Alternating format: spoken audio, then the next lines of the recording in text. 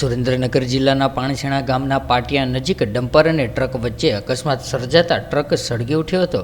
આ વિકરાળ આગની ઘટનામાં ટ્રક બળીને ખાખ થઈ જતાં ડ્રાઈવર અને ક્લીનરનો આબાદ બચાવ થયો હતો। ત્યારે લીંબડી અમદાવાદ હાઈવે ઉપર વાહનોની લાંબી કતારો લાગી હતી। સુરેન્દ્રનગરના લીંબડી અમદાવાદ હાઈવે રોડ ઉપર મોડી રાત્રે દુર્ઘટનામાં ટ્રક અને ડમ્પર વચ્ચે અકસ્માત સર્જાયો હોવાનું સામે આવ્યું હતું, જેમાં પાણછેણા ગામના પાટિયા પાસે આ દુર્ઘટના બની હતી। ત્યારે આ ઘટનામાં ટ્રકનો ચાલક અને ક્લીનર બંને વધુ વિચારો કરવાને બદલે તરત જ ક્રિયા દ્વારા નિર્ણય લઈને ટ્રકની બહાર જમ્પ લાવીને તક મેળવી હતી અને આ બંને સમયસર બચાવ કર્યો હતો।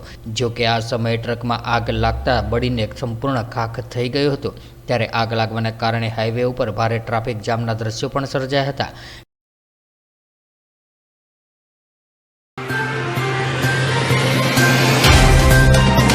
तो व्हाट्सएप, ट्विटर, फेसबुक, इंस्टा जहाँ भी आपका अकाउंट है, इसे शेयर बटन के द्वारा वहाँ पर शेयर करें।